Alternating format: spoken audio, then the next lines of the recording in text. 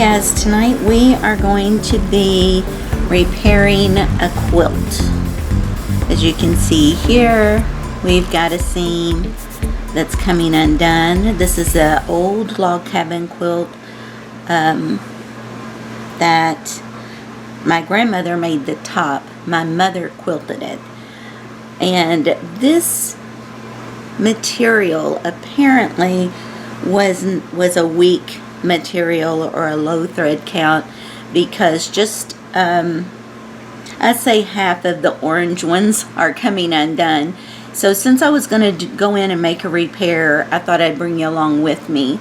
So what I'm going to do first is take out the quilting stitches here, and we're just going to go in and maybe pop every third or fourth one.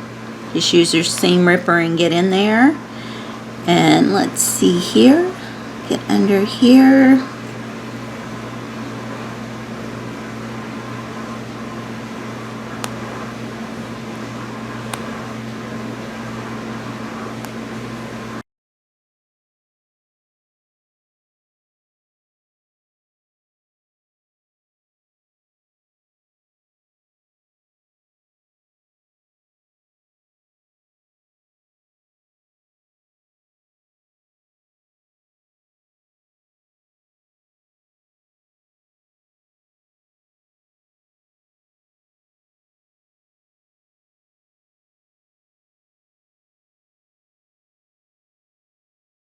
Okay, so now we're going to go in here and we're going to start taking out the stitches. You can just kind of pull it and get in there. Just take your time, because there's nothing wrong with this piece, so I don't want to accidentally cut it. So I'm just going to take my time and get in there and rip out those stitches.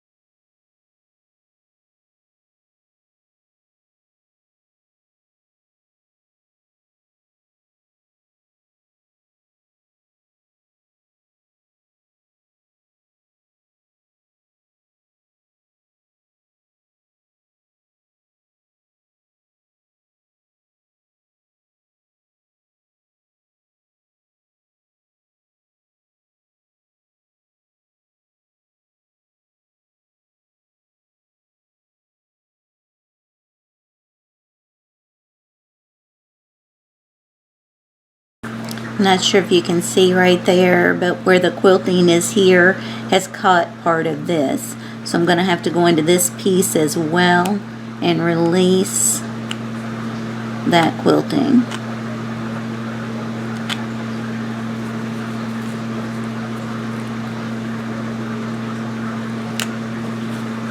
Okay, so we've got our piece out. I've had this quilt long enough that I have no idea where that material came from, so I've got another piece of orange from my scraps that I'm going to put in. I can probably trim it off just a little bit. Make sure I didn't have that folded under. Okay. So now what I'm going to do, I'll trim it up just a little bit more.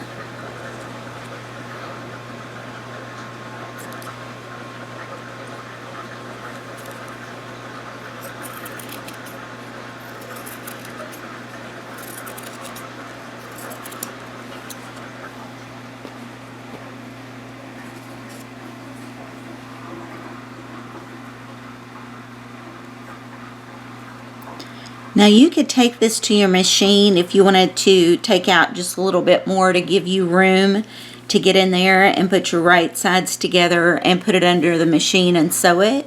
I'm just going to hand stitch it. I'll speed that up so you guys don't have to sit and watch me hand stitch the entire thing.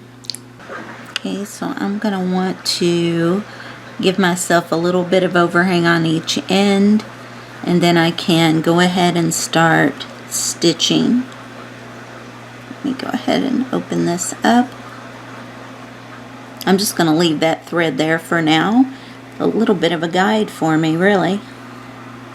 I'm going to try to stay as close to that seam as I can that we just took out.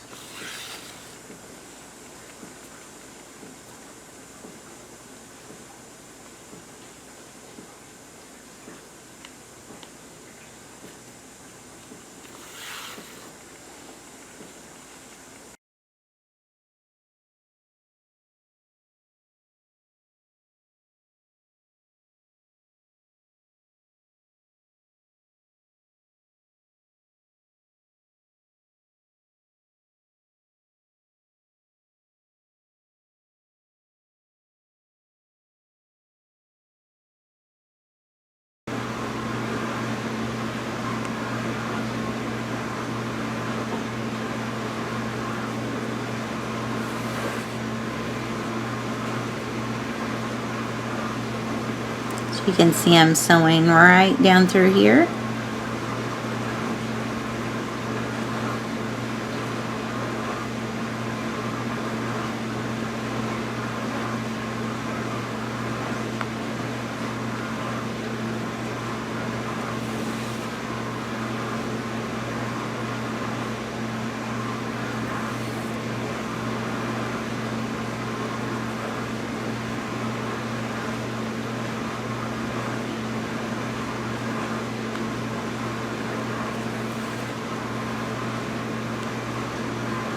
Okay, I'm going to tie this off.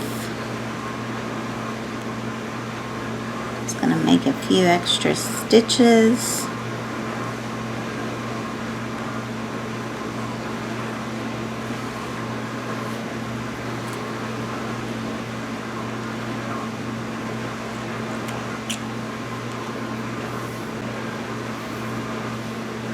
Okay, now to knot.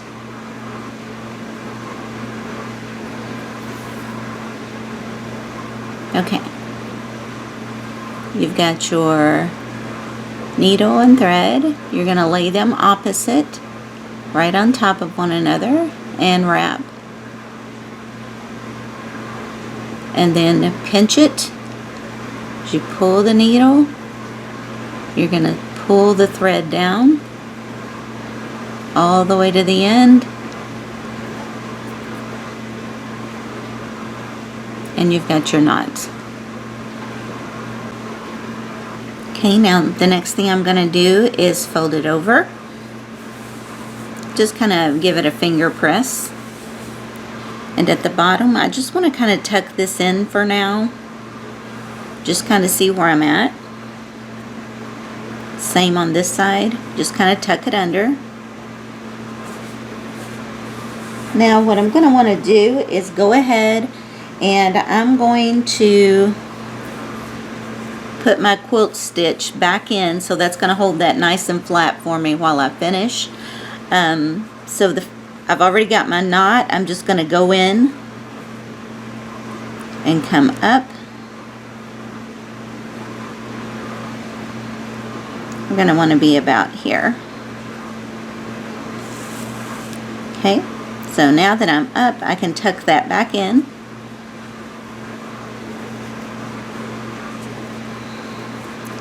Okay, now we're going to quilt.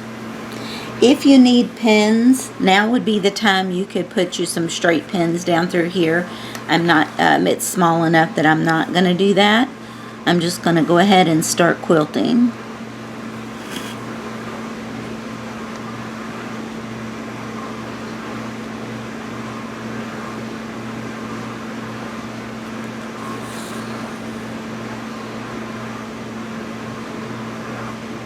I cannot match my mom's tiny stitches, that's for sure.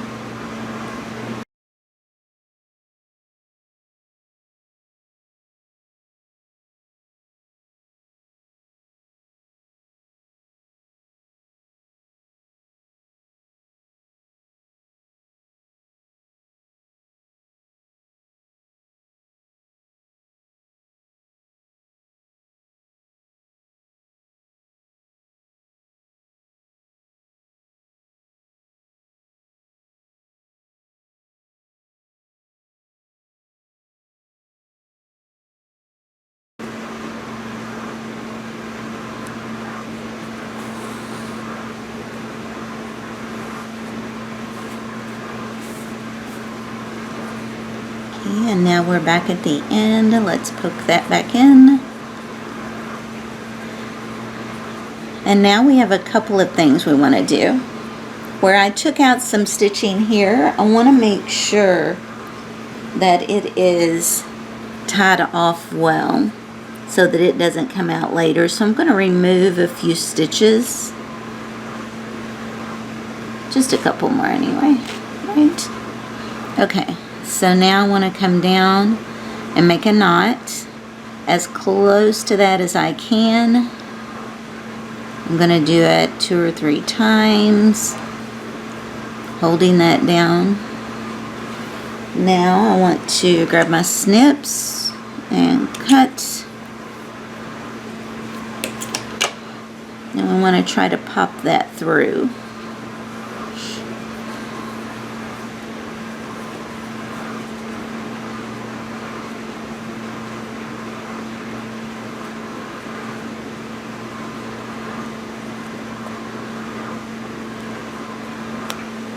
Okay, so I pulled it and it just popped right down inside there. So now I know that this is not going to come unraveled on me. I'm going to be doing the same thing over here, and I want to go ahead and do that now so that while I have my thread, I can go ahead and come back and fix this end while I'm enclosing that. So let's go ahead and grab this, come down here, and we're going to start looking for the end. And again, I'm going up underneath, and I'm going to be holding the bottom side, and then I'm going to grab the front here and try to separate them till that little knot pops inside for me. And it'll take you a minute to get the sweet spot so you can pull it. There it went. It's inside. So now what I can do, I'm going to come over here because on this side we're going to be doing top stitching. I've got plenty there that I'm folding under, so I know it's going to be caught. We're going to tuck in.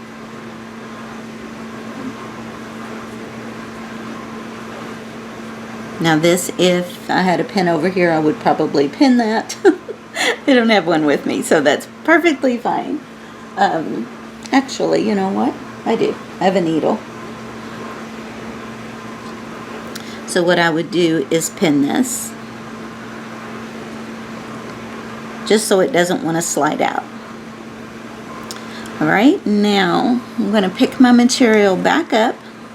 I'm going to jump back in here and take another stitch here. Right? We're going to come all the way down to here. So what I'm going to do in this case is I'm going to come up over here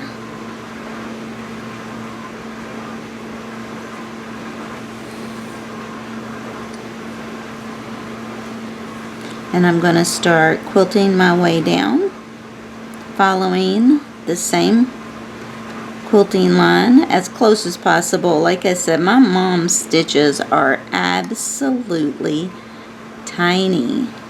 Mine will never be that. I could never aspire to that, okay? I'm realistic.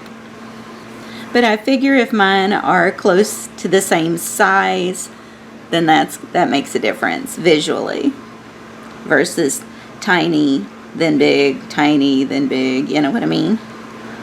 Which is, when I first started quilting, pretty much exactly what it was.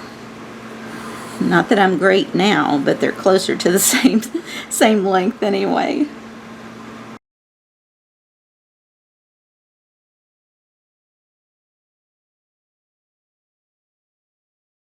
So I can feel my needle and it's on the inside. I'm just going to push it up rather than tie off.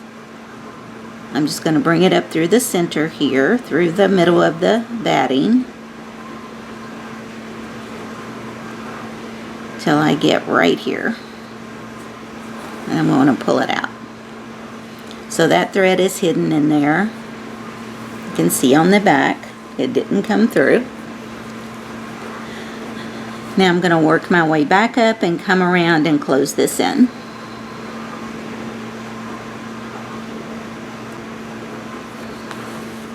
Okay, now let's straighten this back out just a little. I'm sorry guys, knocking you around there. Alright, so now I'm going to dip in and pick up that orange too to seal this end off.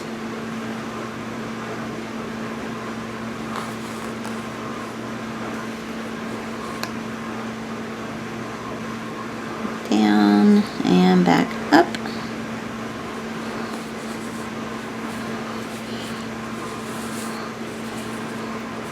Okay. We want to get in here and unfold that.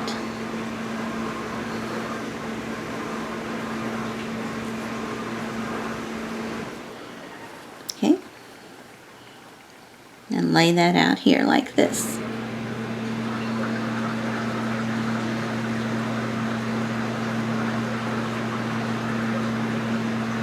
That's many years of being creased.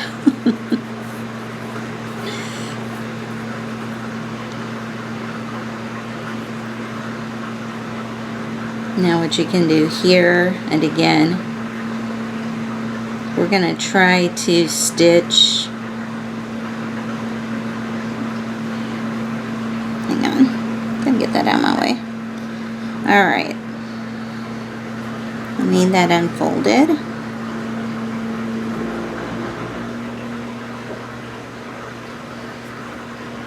And then this fold is going to lay on top of it.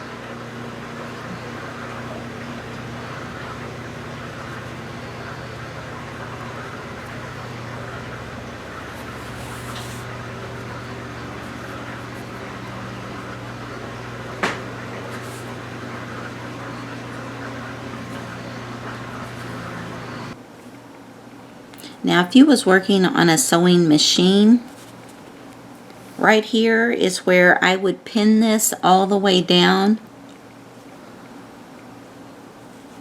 and save myself some trouble, and just simply top stitch all the way down. That's going to give you a tight seam in here and get your piece quilted at the same time. But since I'm hand stitching everything, just what I'm going to do is I'm going to just kind of slip stitch to hold this down, and then I'll come back. I'm going to slip stitch down the full length because this is such a long piece. Okay, so that it's got some security to it. Once I get down here and I enclose the bottom like I did here, then I will top stitch back up. I will quilt it back up. But what I'm going to do right now is just sew these two pieces together using just a slip stitch, just like you would if you were hand sewing a binding to a quilt. Okay, so I'm going to go back in and I'm going to make sure that my needle does not come through to the back and that I'm on the inside. And I'm just going to slide my needle over to where I need it to be. Okay, and as you can see, it's not coming through the back.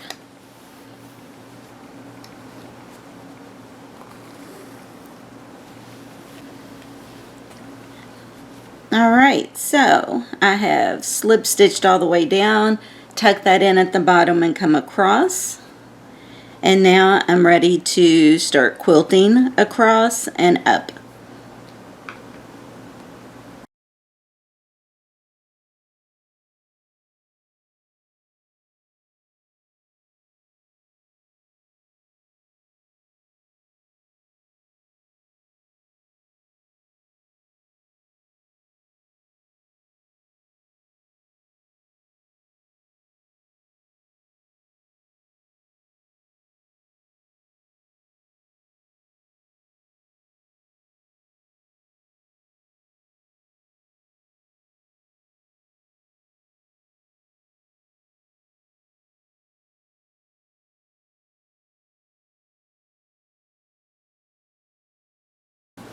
Alright, so to tie this off is just like if you were quilting anywhere else. You're going to go down inside between your layers, come up anywhere, pull that just a little taut, and go ahead and tie off.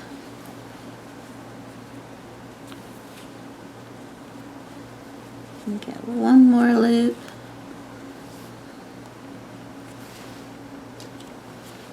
Give a little snip.